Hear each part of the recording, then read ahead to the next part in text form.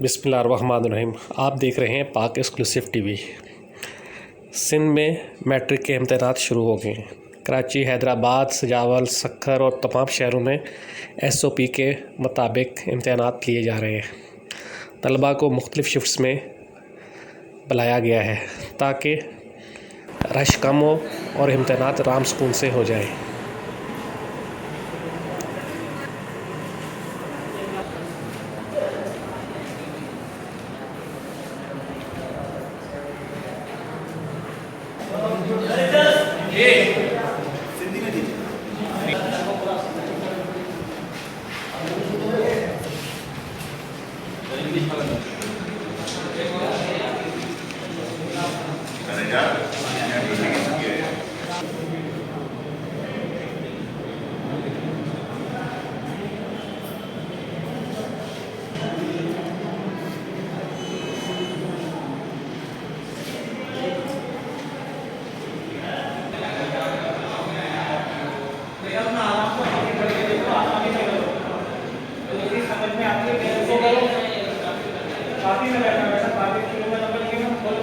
ये आपको लगता है इसका बिल्कुल ये आंसर नंबर इसका 1 A या B या C या D किसी को और के नंबर में नहीं जाना।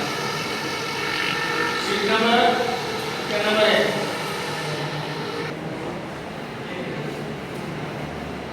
266 है।